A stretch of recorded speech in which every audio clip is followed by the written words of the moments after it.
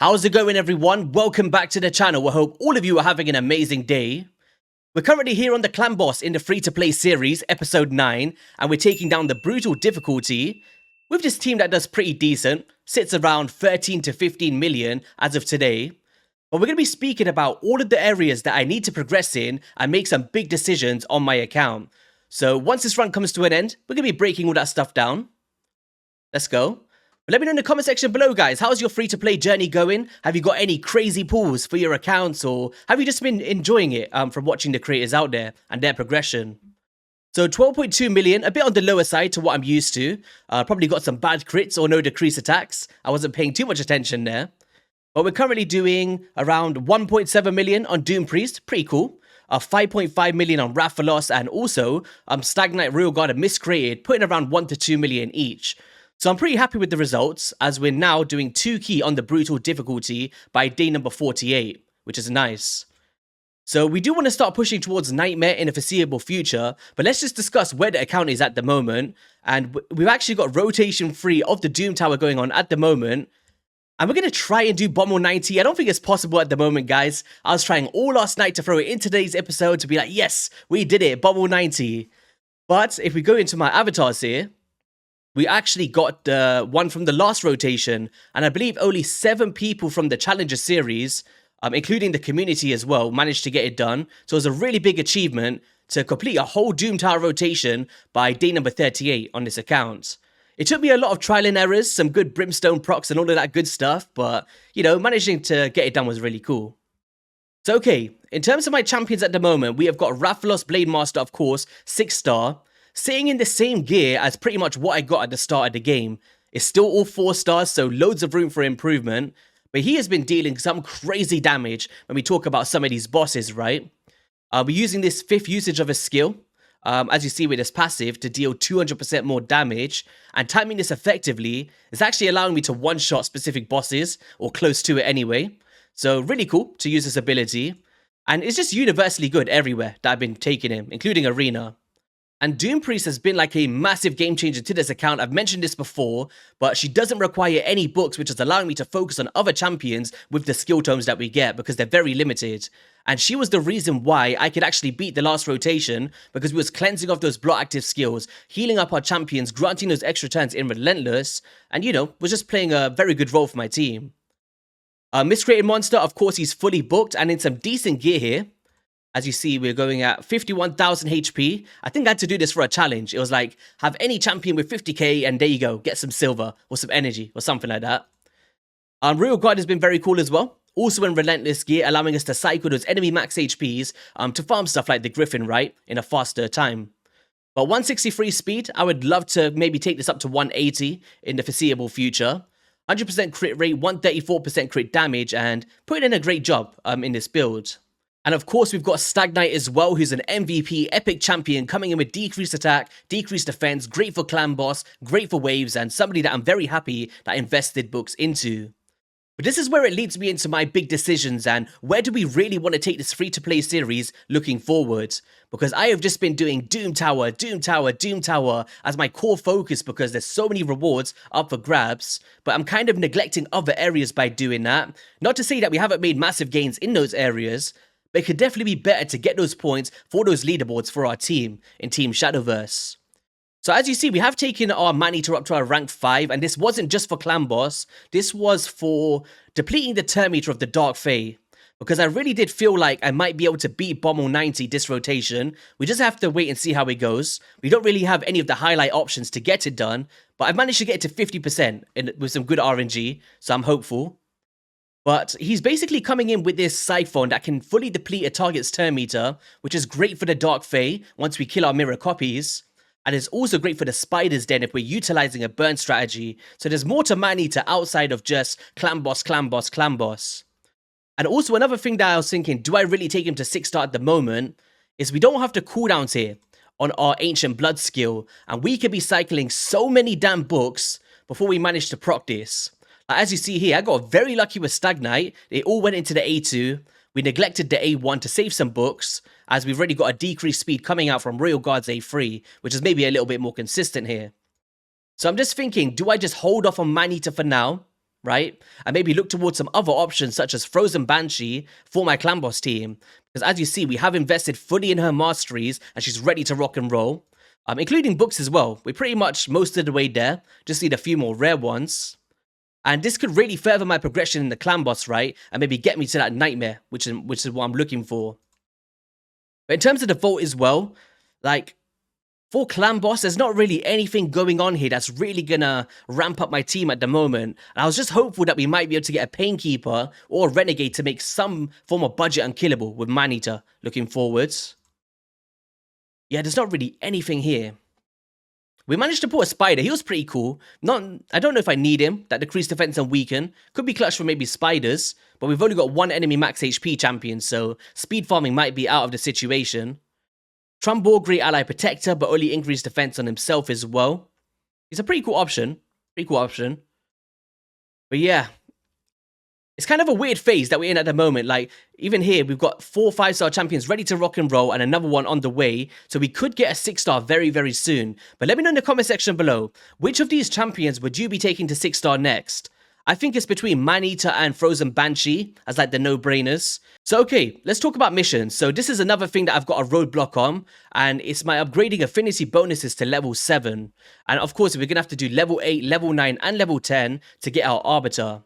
And we don't really have any good arena team going on. Like, I've been pushing so damn hard. We're now in gold 4, which is a pretty cool achievement. But we are nowhere near got a team ready to take on these kind of calibers, right? So we're going to have to be focusing on some more arena champions looking forward as well. And in the time frame that we got, we're cutting it very tight here. Like, we've got Gore Grab as an option. But he's already very good with the speed that he's going. But like, we just need him to take a turn. We don't need survivals, really. I was thinking Fenax is a good option as well, but even them, we haven't got any like crazy top tier arena champions outside of this. Hefrax is looking at me like, pick me, buddy. We can't use legendaries in this series. But hopefully we can change that today. Let's do this. We're going to get an Archer. We're going to get somebody cool. Okay, we're not going to get somebody cool. We got an Odachi. He's a pretty good ally protector, I guess. I was just hoping that, fingers crossed, we can get Lady Annabelle. But also in the challenges here, we have done all of these outside of regeneration sets. I just don't have any at the moment. Once we do that, we're going to completely finish this challenge here. Dungeon challenges completely finished. Champions completely finished. And arena only the upgrade free affinity bonuses to level 5 left. But we cannot do that until we get up to a level 10, right? And we decided to go with magic defense because Frozen Banshee, very squishy. Miscreated Monster, very low defense. And there'll be 2 big carries for my account. And also Royal Guard, right? So you can see my win rate's about 40, with 4 losses, 90% win rate. But that's all picking my battles and using so many damn gems to get it done. It's crazy. So I don't know, man. We're kind of in a weird phase on the free-to-play. Like, we're stuck on Doom Tower, we're halted in progression on Clan Boss, we're stuck in Arena, and just struggling on where to focus next. So we need to make some big decisions to really drive this forward. And we actually came first in this Classic Arena takedown. That's cool. That's from me pushing the heck out of Arena. Let's see what we got. That was actually, it could be some really good pieces here. Resistance, attack percent, okay. Oh, you guys can't see it. 1 second.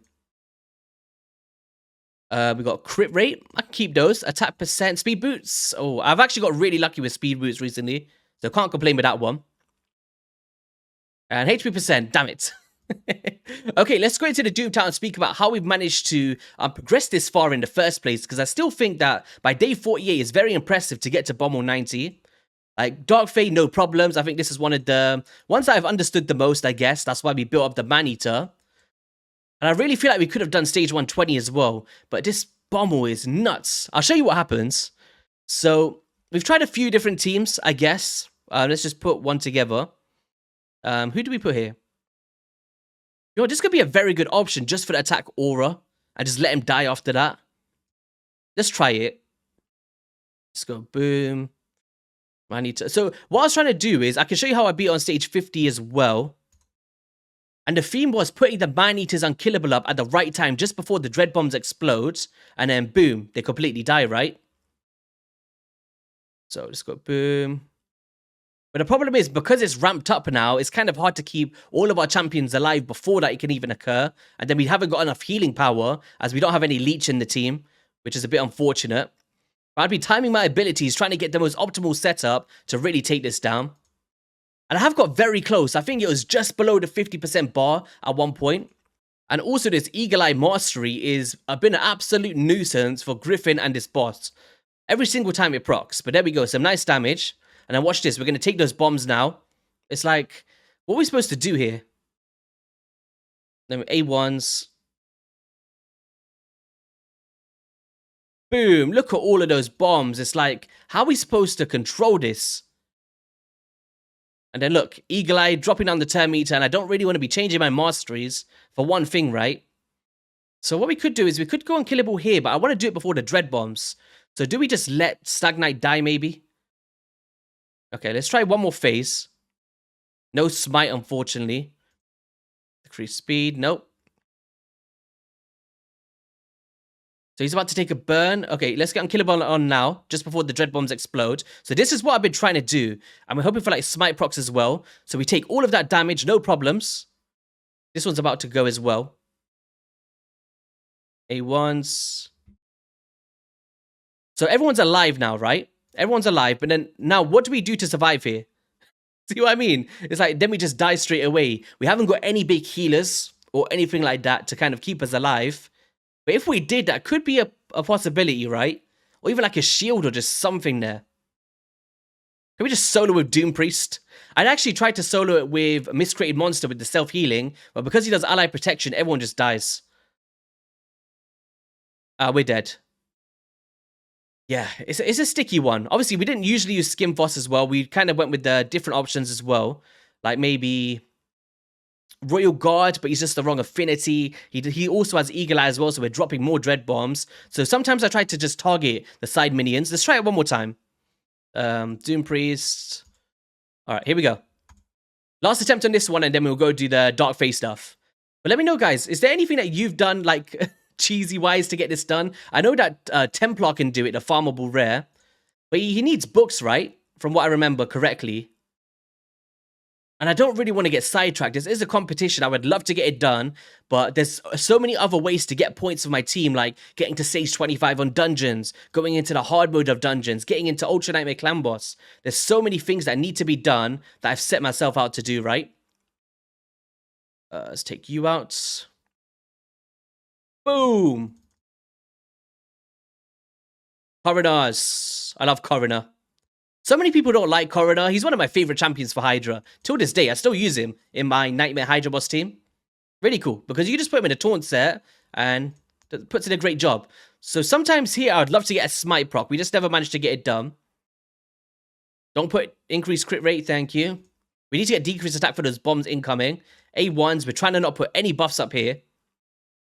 Max HP, crit it. Okay, weak hit. This is the issue. Sometimes I have to roll the dice. And now we can go boom. No smite again. To be fair, I should have put... So right now I can just avoid doing that ability, right? To drop down the turn meters. Could go ally protection as well, but I think it's a little bit early. Maybe just before the dread bombs we can do it, right?